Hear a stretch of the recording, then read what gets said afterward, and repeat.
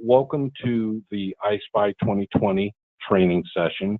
Like I said earlier, we'll try and get this done in about 70 or 75 minutes or so, but I want to make sure that everyone has ample opportunity to ask questions. And in order to do that, what you can do is just type your question into the chat box. So if you do that, I will see, for example, Erica typed a comment and I was able to see that.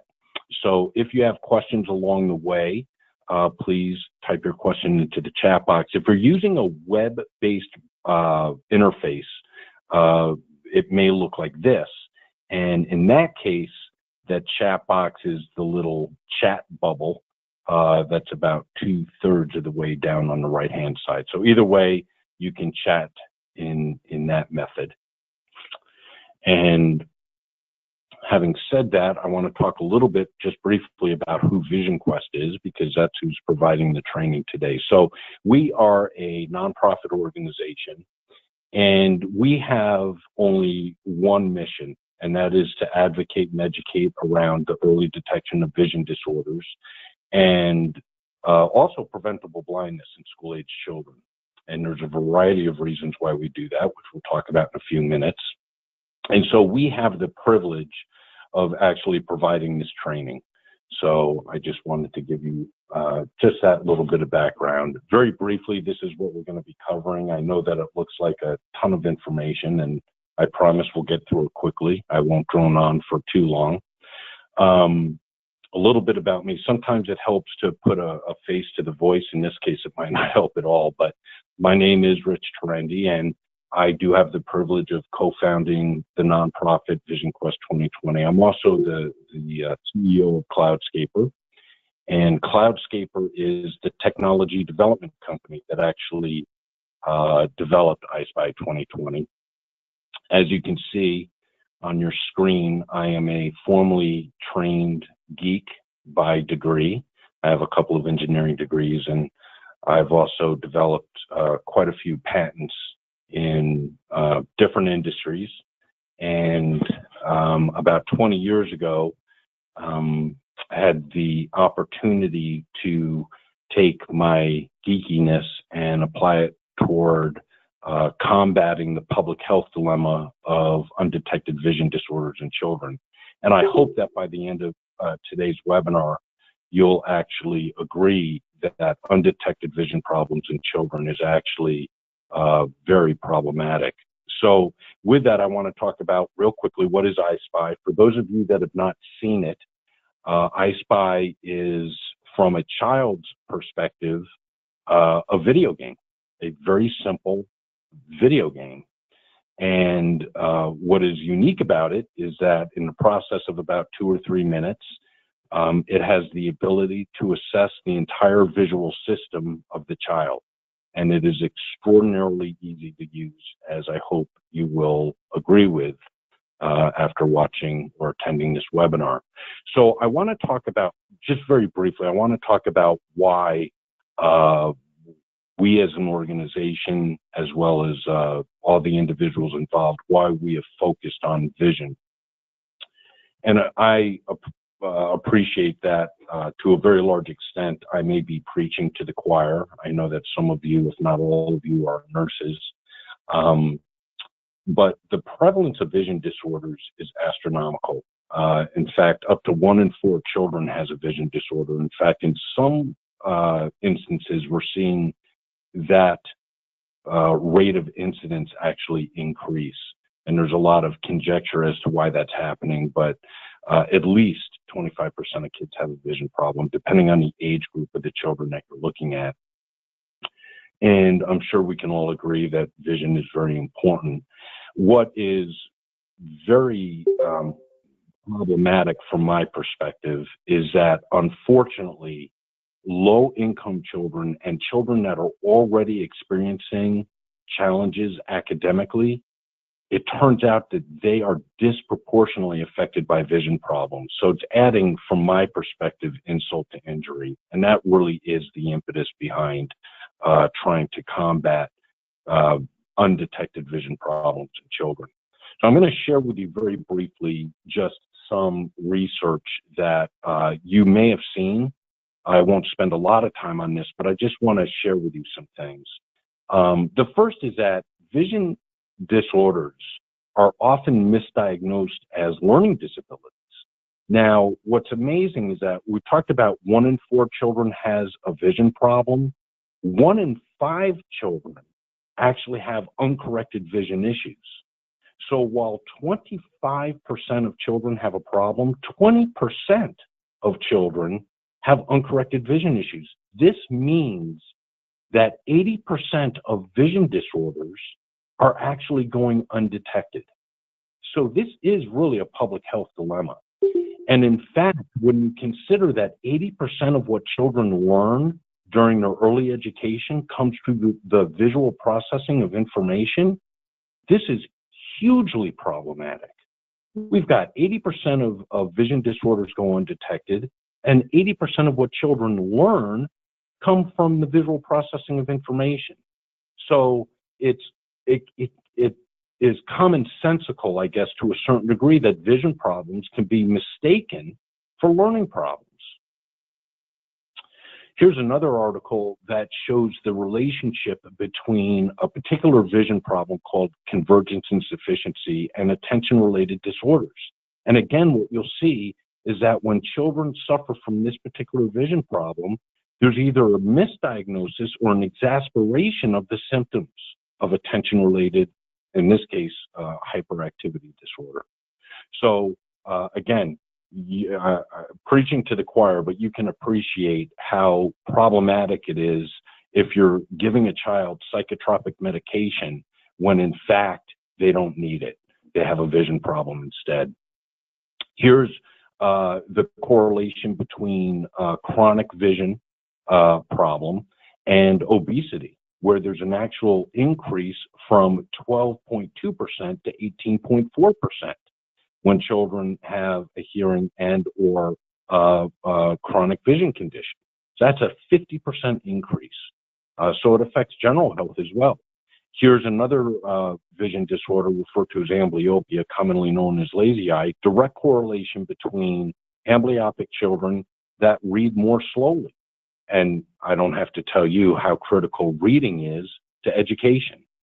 The last thing I'll share with you, because I don't want to drone on about all the medical and scientific research, but I just want to show that there's a real case to be made, not just for general health and academics, but also from an economic standpoint. So the state of Michigan, every few years, they go out and do a study.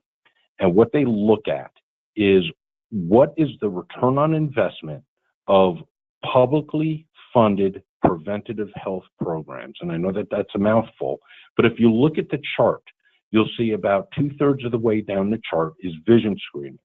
It offers the highest ROI of any preventative health program. And there's a variety of reasons why, and the calculations are very complicated, but there is no arguing that vision screening is not just the right thing to do for children morally and ethically, but also economically.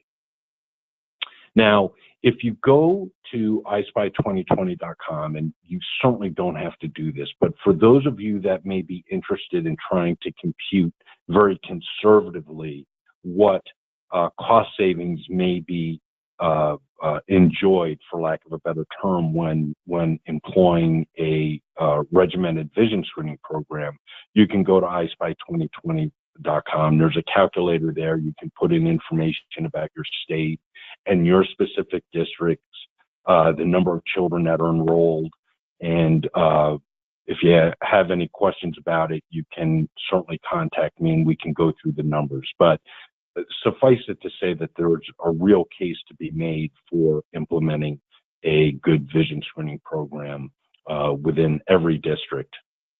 So at this point, I'm going to pause for questions, but I'm not going to turn on the audio. I want everyone to type in their messages or their questions into the chat box. And in fact, you don't have to wait for me to put up this slide. You can type in your questions at any point. So I'm going to keep going. And I want to talk about how vision screenings have been done because, again, preaching to the choir, You guys have an expertise that far surpasses mine in some instances, or in most instances probably, when it comes to vision screening. We spent years within the organization studying how vision screenings have been done. Because in order to improve the mousetrap, you have to first understand how the mousetrap works. And so what we found was that there is no standardized approach, which is understandable. In fact, when you consider that eye charts or wall charts are the most common method, it makes total sense that there's no standardized approach. In fact, even the same person using the same wall chart every day can conduct vision screenings differently from one screening to the next. It makes total sense. We're just humans. Sometimes we, use a particular protocol based on the way that children are responding or whatever the case is. And on top of that, we have to interpret the results that we're getting. Then we have to record the results, typically by hand, and then we have to report those results to the parents. And it's obviously extraordinarily laborious. That's the feedback that we get consistently, is that vision screening is very time consuming. Now, all of this, for those of you that do vision screenings, you're doing it, for all the right reasons. We all understand why vision screening is important. And because of the shortcomings of the current technology, vision problems are missed. And it's not your fault. It's the nature of the beast. For example, and you guys may have witnessed this yourself, children can very easily memorize a wall chart. They also have the ability to very cleverly peek, when you're having them occlude or cover their eyes with their own hands. A tremendous amount of training is required in order to accurately interpret the results. And like I said, we already talked about how labor intensive the reporting process can be. So the wall chart's been around since 1862. However, in recent years, there has been a scientific study that says, okay, what is the best way to use the wall chart? In other words, what is the protocol or the set of rules? If we're going to use a wall chart, how can you consistently get the most accurate, reliable results possible? Well, they published a paper. It's called the Amblyopia Treatment Study Visual Acuity Testing Protocol, which just rolls right off the tongue. It's 9 pages long, and it is extraordinarily complex. Now, it works, and it works really well. It takes 10 to 15 minutes per child, and if you follow this protocol to the letter, you will get an extraordinarily accurate result every time, assuming that your subject is compliant and doesn't get tired or fatigued during the screening process. Now, that's one approach. You can just commit to memory this protocol and do it each and every time. It takes a long time. And like I said, children get fatigued, but this is an option. Now, that is a shortcoming in and of itself of the wall chart. In other words, a wall chart can be used, but it is time consuming.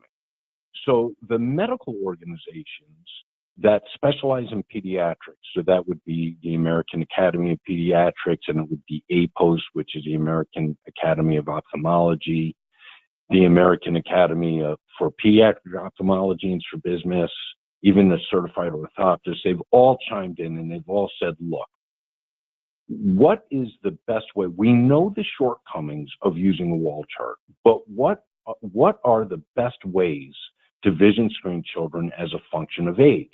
Because in recent years, there have been an onslaught or an introduction of objective or instrument-based vision screening devices. And a lot of people like to use them because they're very fast, they're very easy to use. You don't need to be certified in order to use these devices. So why can't we just use these? And so, like I said, medical organizations got together and they said, look, you can use those objective devices on young children. But by the time children are of school age, you need to be doing a subjective screening. Now, a subjective screening is a wall chart, okay? It's subjective, so that's what we're talking about. So I want to talk about really quickly, what's the difference between objective versus subjective? Because clearly we want to use subjective methods to comport with the medical recommendations for school-age children. So first of all, let's talk about objectives. Objective, like these cameras that I show, the middle one is the Welsh Allen Spot device. It's an amazing device, by the way, just to let you know. Very expensive, but very good device. Some of you may be familiar with the device on the left. That's the Welsh Allen SureSight, which has been supplanted by the Spot. And on the right-hand side is the Plus Optics device out of Germany. These devices are great. But what they do is they take measurements of the child's eyes, and then they evaluate for risk factors mathematically. Now, that sounds great, except there's a problem, and that is they don't look beyond the child's eyes. And I'm going to explain why that's a problem in just a second. In fact, I'm going to show you diagrammatically why it's a problem. Now, subjective techniques, remember, this is the technique that's recommended for school-age children. These techniques interact with the child. They engage the child. And in the process of doing so, you're evaluating the entire visual system of the child. Now, the entire visual system is much more than just the eyes, right? You've got the optic nerve, you've got the vision center of the brain. You even have the programming side within the brain, the cognitive processing inside the brain. All of those things together determine whether or not the child can see. Okay, but in order to do this, whether you're an eye doctor or whether you're using a wall chart, again, I'm going to say it takes a lot of training, a lot of human interpretation, and it also takes a long time. So diagrammatically, this is what it looks like. If you're talking about an objective vision screening, you're talking about looking at the child's eyes. If you're talking about a subjective screening, you're talking about evaluating the entire visual system: eyes, optic nerve, vision center of the brain, and the cognitive programming of the brain as well.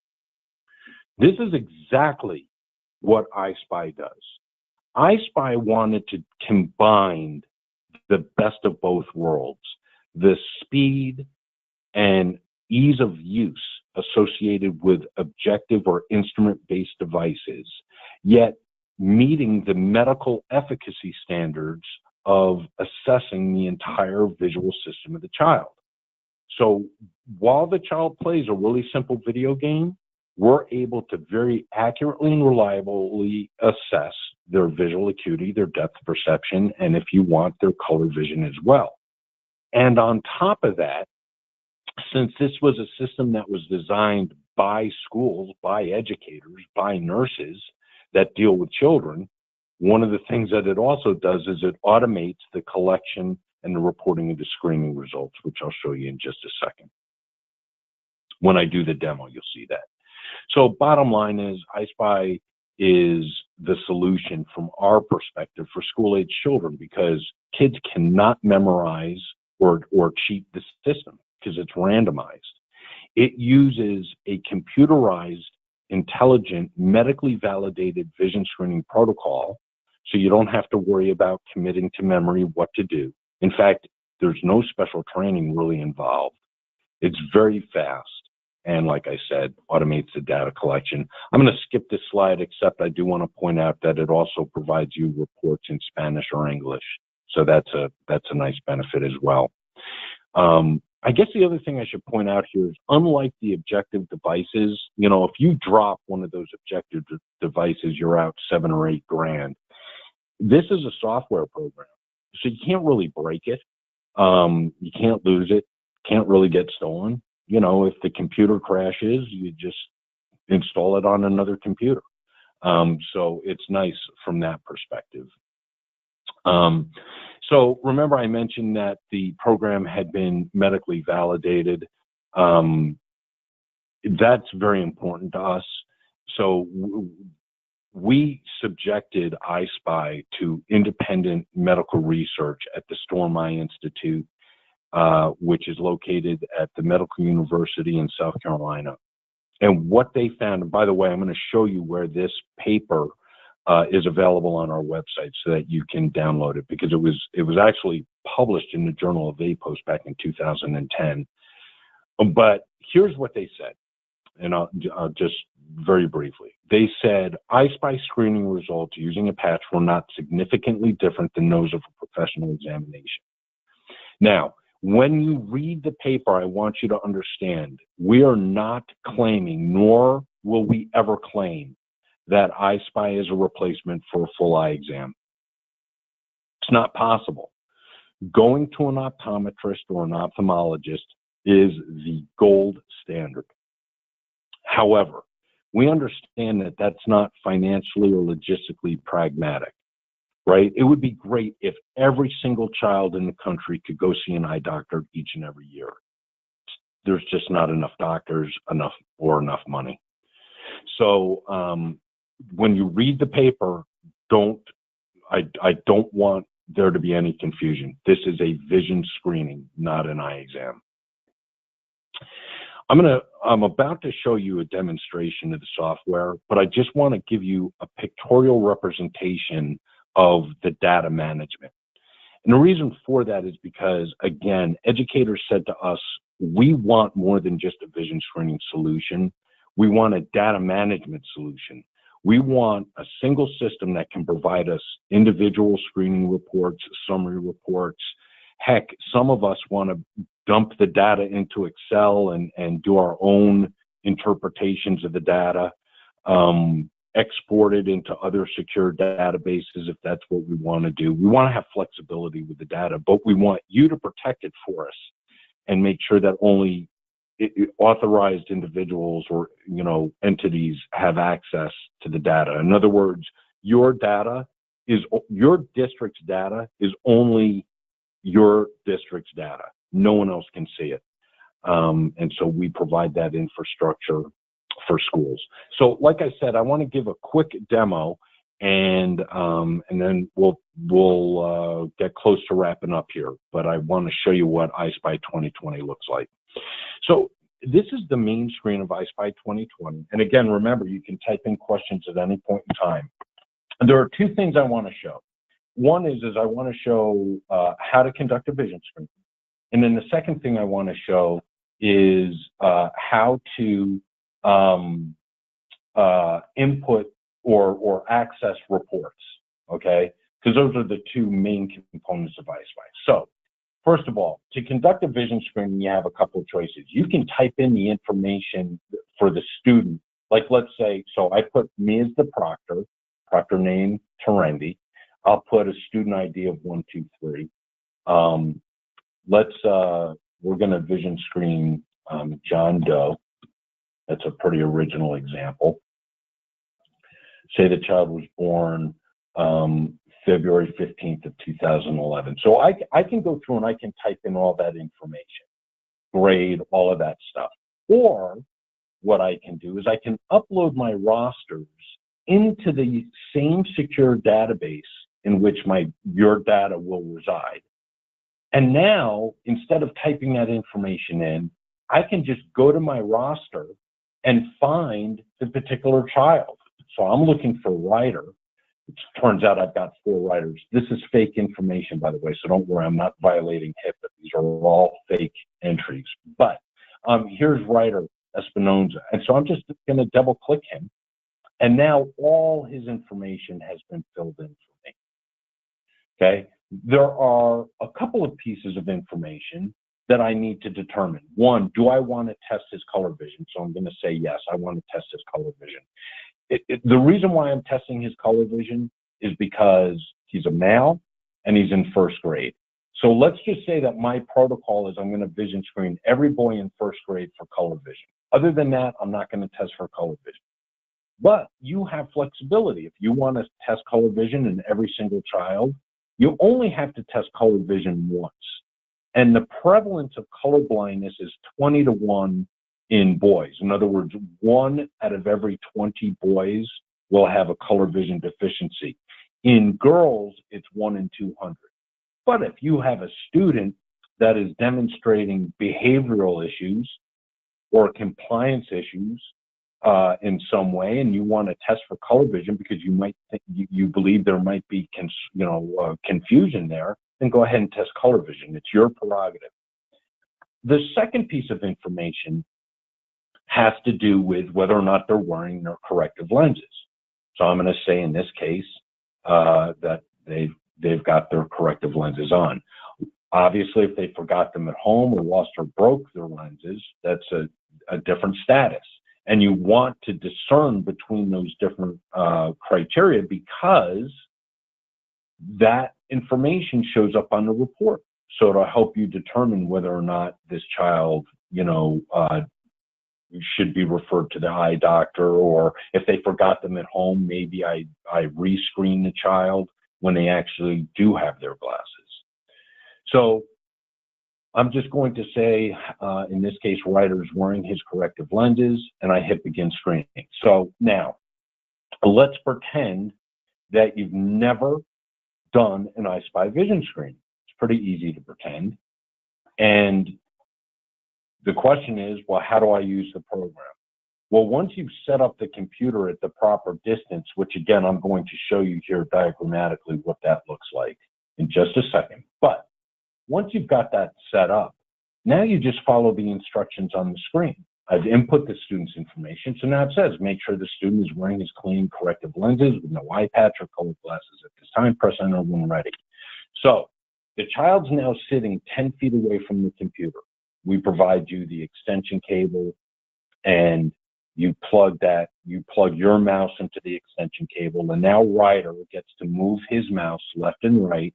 And when he picks out the character that he wants to play, he just clicks the mouse button. That's it. Now, most children don't need to be told what to do here. But if you find with younger students they're not sure what to do, you just tell them, move the mouse left and right until you match up the letters that you see, and then click the button. And that's it. Like I said, most children don't need to be instructed to what to do, but you can certainly provide those verbal instructions. Now, I have a tendency to talk a lot during gameplay, so I'm going to try not to do that, except to say I want to point out a couple things. If the child gets the answer wrong, I want you to notice there's no cartoon animation.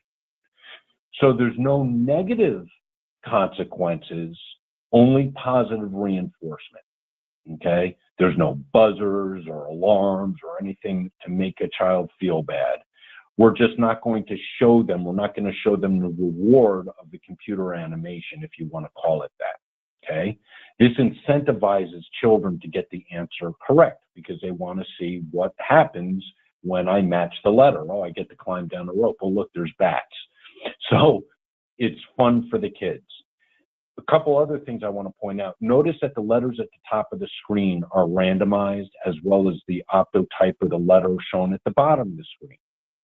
Those are randomized, no opportunity for memorization. Also, the letter at the bottom of the screen is getting smaller automatically. So you don't have to worry about how far down the chart do you go before the child passes or fails the vision screening. Now, that first part of the vision screening was just to make sure that the child accomplished two things. One, demonstrated comprehension of the matching motif, of the matching game, and two, that they had the minimum threshold required vision for their age. Again, you don't have to worry about what those values are. It's all programmed into the system. So now we know the child can see with both eyes open satisfactorily. So we're not going to stop the test. We're not going to refer the child yet. We're now going to evaluate each eye individually. What I'm trying to say is that EyeSpy 2020 stops as soon as we know that the child needs to be referred to the eye doctor, we stop the test. So what you'll find is some children can finish the test in 30 seconds because they, for lack of a better term, they get referred out quickly. Children that have better vision, for lack of a better term, those children might take a little bit longer, because it's testing more and more components of their vision. So we're going to cover the left eye by placing the patch that we provide you underneath his corrective lenses. So now gameplay just continues. So now we're just testing the right eye, because we've covered the left eye. So we're just going to continue through this. If the child misses, I'll show you, get the answer wrong. The letter at the bottom of the screen is going to get bigger. This is called a reinforcement gate. This is all part of the amblyopia treatment study visual acuity testing protocol. So it's an abbreviated version of that protocol that allows us to test very quickly yet maintain accuracy. So now we just basically place the patch over the student's right eye. So now they pass with the right eye. So now we cover it.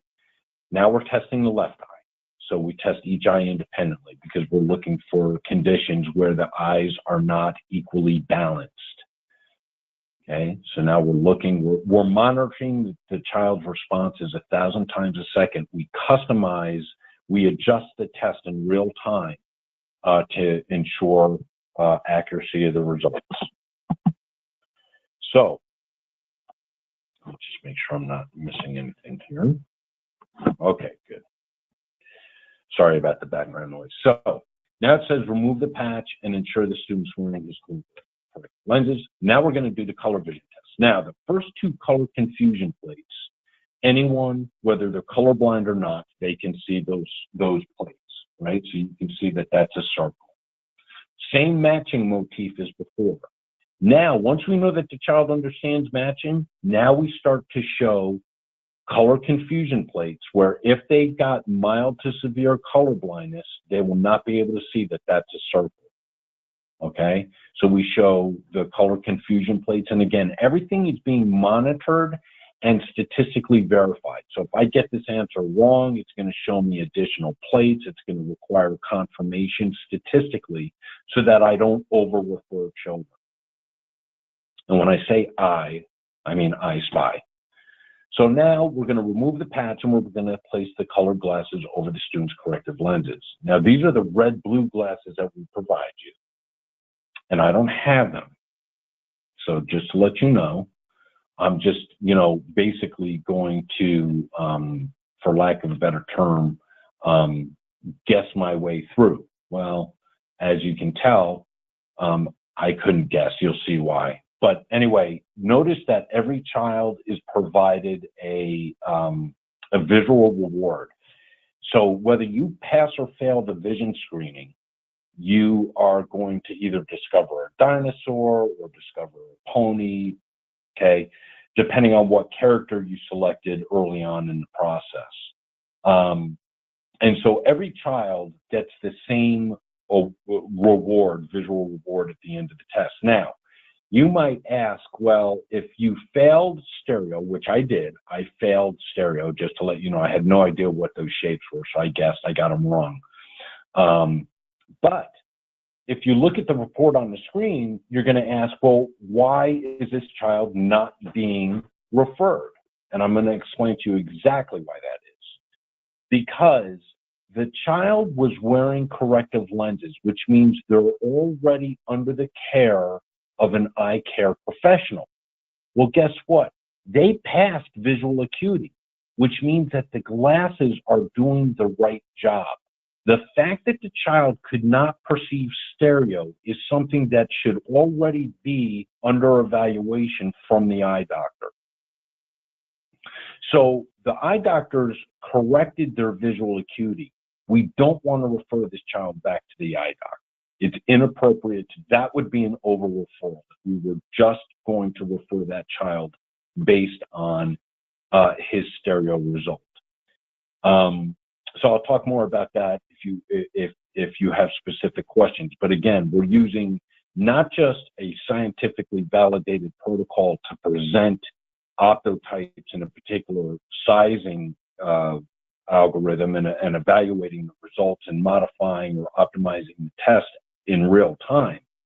We're also using a stratified approach to referring children.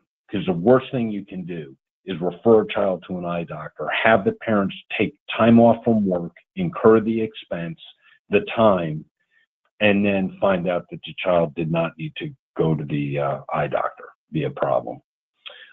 They'd be frustrated. So This report's available in Spanish. It says right on the screen, press S for Spanish, so you can do that.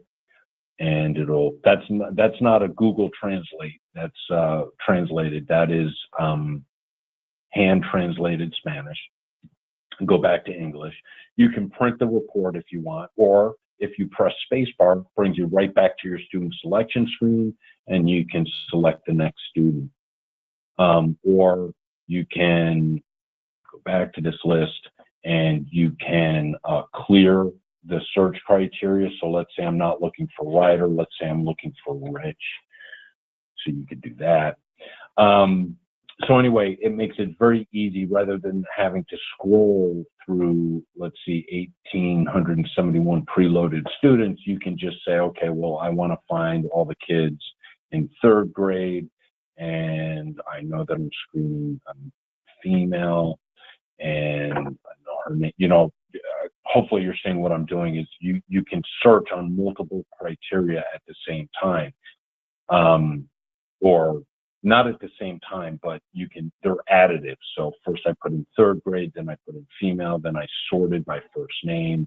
So now I've only got 118 preloaded students. So now it makes the list a little bit easier. Or if I know the teacher, so let's just say I'm going to clear the search, and let's say that Hammond had just sent down their class. So now I'm just going to look at just Hammond's class. So it just makes it easier to find the students. The second thing that I wanted to show you had to do with reporting. And again, I'm going to show you our website where there's a user's manual, and you can get much more detailed information about what I'm showing, because I know this is a lot of information. But just very quickly, if you ever want to look at vision screening results, just click on reports. And what you can do is you can either type in the date range manually, or you can press one of these radio buttons and it will pre-fill the date range based on when your school starts. So if you start in July, it'll show you vision screenings from July of the previous year to the current year. Now, if we were in August and you pressed July, it would give you July of this year to whatever today's date is. So it knows that July, we haven't hit July yet, so it's showing you July of last year. It does the same for August, September, whatever. Or you can put in your own date range. So you could just say, I want to look at since 2017. And then you click one of two buttons. You say, I want to show the most recent screening for children, or I want to show all screenings. The difference is this. Most recent, if you re-screen children, then they're going to have multiple records. It does not overwrite the previous record. So if you want to see the most recent vision screening result, you just click View Most Recent or Show Most Recent. These are all the vision screenings that have been conducted. Again, not violating HIPAA because these are all fake. But you see, I've got 42 vision screenings that you can see right here. I can print a summary report that would be a couple pages long. I could print all the individual screening reports, or I could export them into Excel. If I wanted to filter this list and say, okay, I only want to look at kids, again, 3rd grade, or I only want to look at children that did not pass. So I just make sure that this button is checked, checkbox not equal to pass. So this shows me all the children that were failed, referred by proctor, or there's actually another classification of students. Let's see if I include some more vision screens. Let's see if I pick up this classification, which is called, no, it's not showing up. There's another classification which would show up here called COMP, C-O-M-P, and that happens when a child does not demonstrate comprehension of the vision screen. So for all the kids that didn't pass, you have fail, you have refer, and then you would have comp. Refer is when the proctor initiates the referral. So if you look at this report, it says referred by proctor right on the screen, referred by proctor, as opposed to a fail where this child actually had vision screening results, but failed stereo.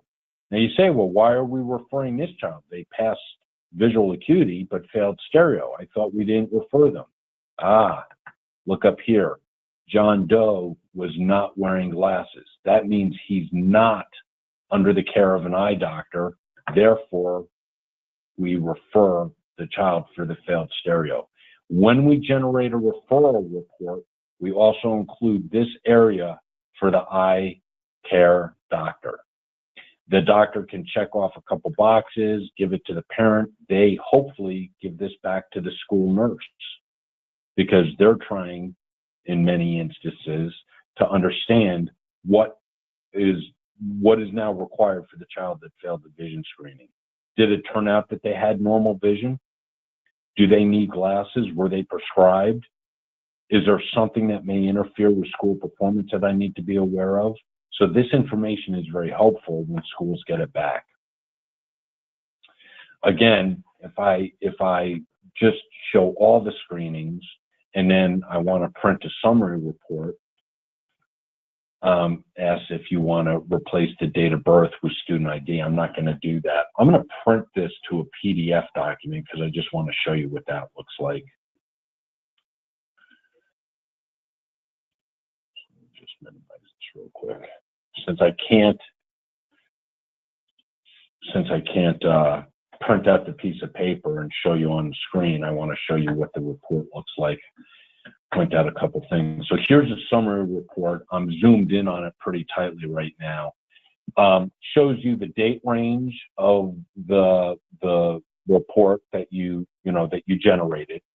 Also shows you how many records, when you created the report, the name of your school, how many pages are the report, and then if you had filtered anything, say by last name or result or grade level, those filters would appear right up in this region. And then this is what the report looks like from a phone. That's what each page of the report looks like. So that's a handy report to have. Like I said, you can also dump it into Excel, and then the individual screening reports you already saw. So you can play around with this. The one thing I want to point out real quick, John Doe right here, John Doe, it turns out, let's say that I misspelt his first name. So I'm going to select him by single clicking, and then I'm going to go up to Edit, Selected Screening Info. And I'm going to correct the spelling of his first name because it actually had an H in it. And let's just say that the student ID, I didn't have it at the time. But anyway, now I confirm the change. Now, when I go back here, you're going to say, well, John's name is still misspelled. So I have to refresh it. And now when I refresh it, you can see that John's name was spelled correctly. So you have the ability to correct for typos, that type of thing, whatever. But the reporting feature is actually pretty handy.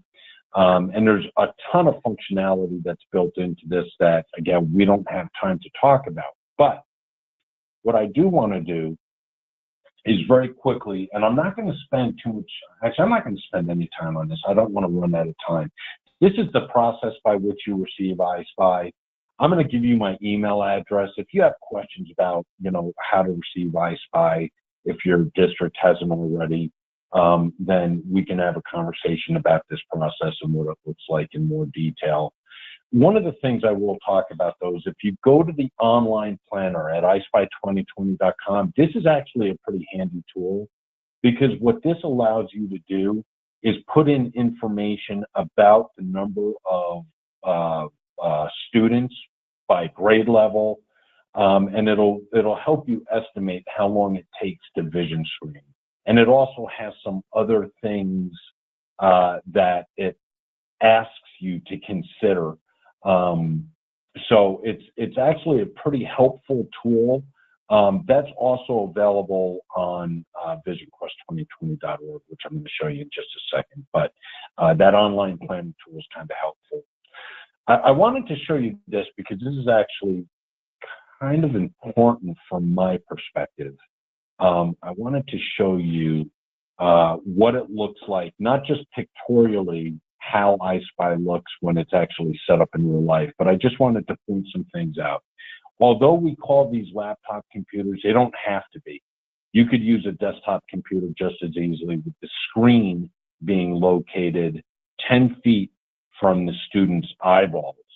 So I just wanted to correct that because, you know, this arrow shows the table. We don't care about that. We care the distance, if you can see up here, from the computer screen all the way to his eyes. Now the question is how do we measure that distance? Well, you see that white cord laying on the ground? That's the extension cable that we provide you.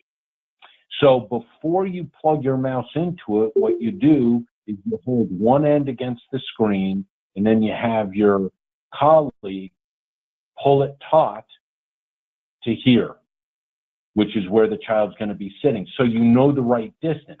Now, during the testing process, if the child leans in like she's leaning in or sitting completely upright, it's okay. You know, a couple 6 inches here and there is not going to adversely impact the test. But 10 feet is the testing distance, okay? Another thing I want to point out is that very often you'll have one proctor that's actually running 2 computers at the same time. Now, I don't recommend this right from the beginning. You know, get a couple screenings behind you before you do that. But if you stand here, you can actually screen 2 children, these two children at the same time. That's why we recommend having 2 feet of distance between all the kids, okay?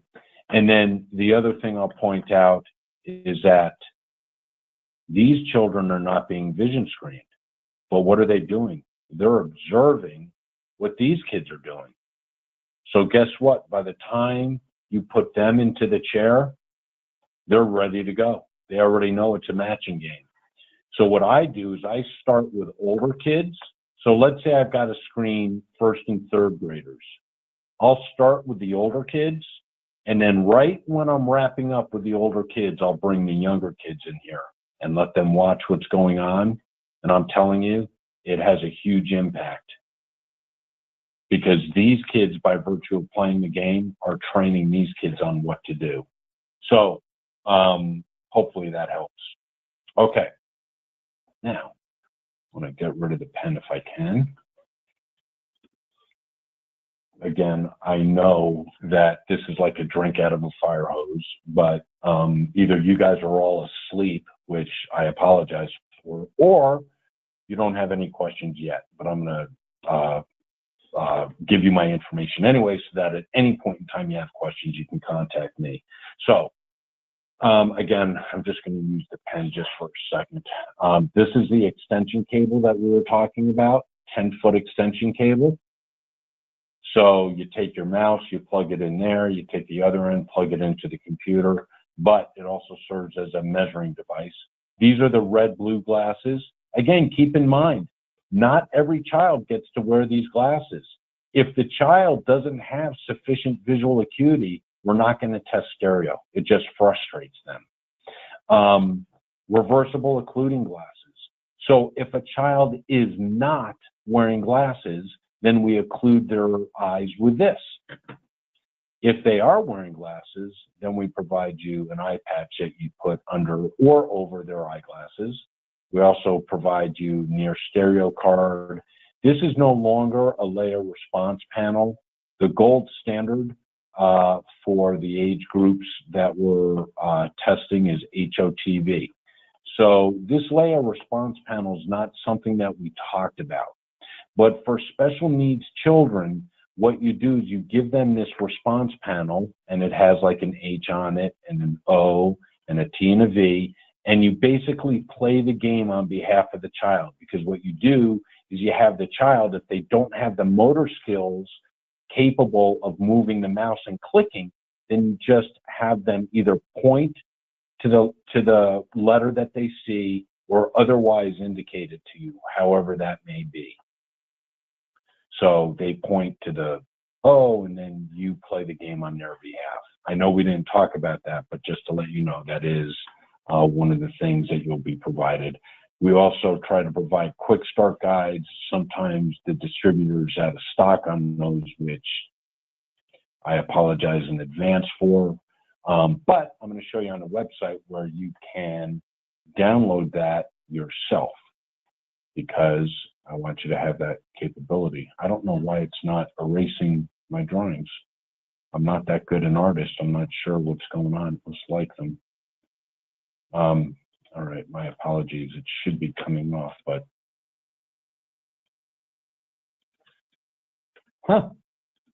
I like when we have software glitches while I'm giving the presentation. Actually, I don't like it. I'm kidding. Let's see here. Okay. Wow, strange. Stick with me. Sorry about that. I'm going to have to restart. Okay, so hopefully I'm back up and running. Okay, so this is the quick start guide. My apologies for that. I've not had that happen before. That's weird. Quick start guide. The most important page is the setup page. And I know it's perhaps it seems overwhelming at first, but in a week you'll be laughing at how simple it is. So the first time you set it up, it's always a little bit weird, but you know, you put the computers on the table and make sure they're plugged into an outlet. I know that sounds funny, but a lot of schools use laptops. You don't want to not plug the laptop into the wall, because of course the battery will run out. Adjust the screen to 90 degrees. Again, you just want to look at it from the child's perspective and make sure that there's no glare on the screen. You position a second table so that the child is properly 10 feet away from the computer screen. You connect the mouse. You leave 2 feet of space between the kids. As you can see, our proctor here is standing right in between them without obstructing gameplay for either one of the children. You equipped each station with a mouse, the stereo glasses, and the occluding glasses. One thing I will point out here is that when I am selecting the child from a list, I do not give them the mouse, because the kid will be sitting at the table playing with the mouse, and I can't type the kid's information in or select them from the list. So I wait until I'm about to vision screen, and then I put the mouse on the table. And sometimes, depending on the children, I'll also hold back on the stereo glasses and the occluders or the patch until I need them. And then you just launch EyeSpy and start vision screening. You do not need to be connected to the internet while you're vision screening, okay? However, you will need a connection, you know, at least once a week, just to make sure that the data is synchronized and that all the software, you know, the software is constantly being updated. And those updates are free and they occur automatically.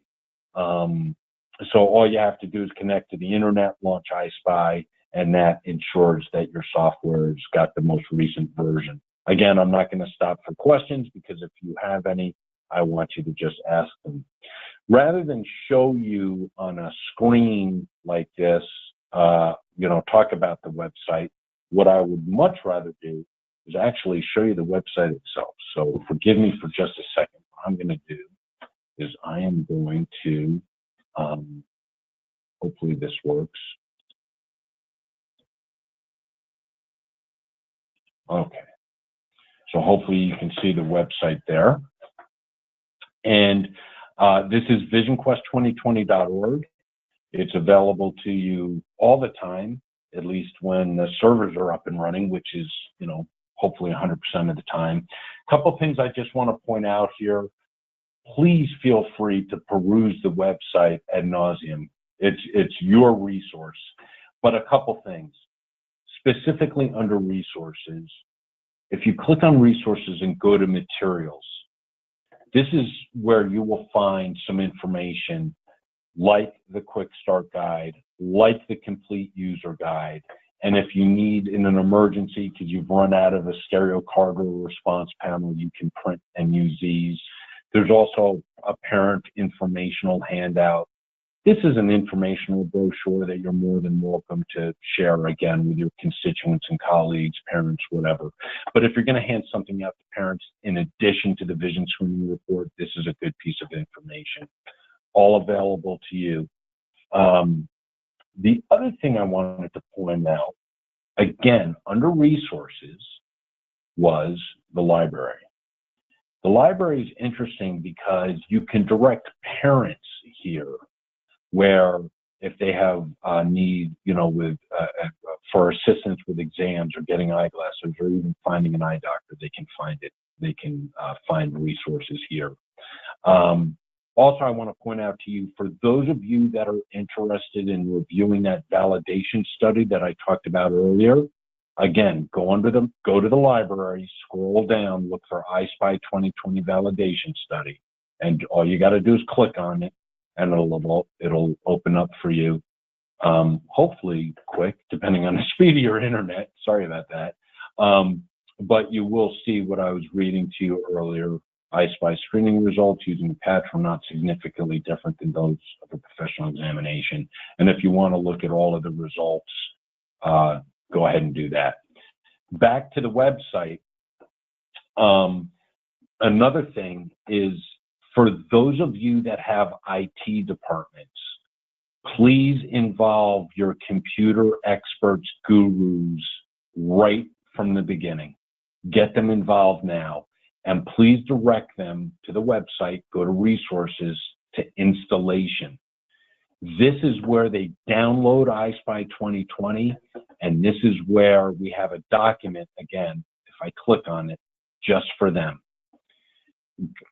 Your IT staff has a huge, huge responsibility that cannot ever be taken lightly. And so these are all the details about how to specifically, you know, make sure that your computers are compatible, what is required from a firewall perspective, how do you install it, read-write privileges. I mean, it's a very technical document, but they will get it. And it's not that you guys wouldn't understand it. You very likely would understand it, but they need this document in order to support you. So please send your IT department to this website. Now, there's a bunch of other stuff on here. Remember I talked about that planning tool? So just go straight to that planning tool. You can put in your information, okay? And again, this is your website. If you need to get in touch with us, you can hit contact us. You can fill out the form and hit submit. I'm going to give you my email in just a minute. So anyway, I don't want to dwell on that too much. I just want you to know visionquest2020.org. Now, specifically about, I'm going to go back to here. Hopefully you guys can now see my whole screen. So with regards to support, we don't anticipate you requiring too much support, but we are here for you. And we want to make sure that you're comfortable using the software and vision screening your students. So you have unlimited access to the web-based training now. I could not figure out for the life of me why you would ever want to have to endure my voice for another hour. But you're more than welcome to attend as many webinars as you want, review training videos, whatever the case is. You can also submit email, and I want the emails coming directly to me, and then I will assign staff accordingly. It's not that I'm a control freak, but especially with new users to the system, I want my finger on the pulse of what's going on. So yeah, I guess I'm a control freak. I apologize. If need be, we will actually set up a telephone support phone call. We can also set up remote support phone calls. We can actually even come on site, but there's cost associated with that. We don't want there to be any cost to your school. So we will figure out a way to support you remotely. Anyway, so we're here to support you. Now, more specifically, here's how you get in touch with me.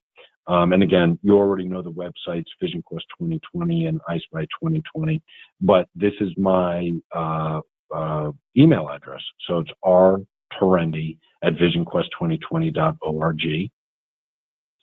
And everyone that was registered for today's webinar is going to receive a link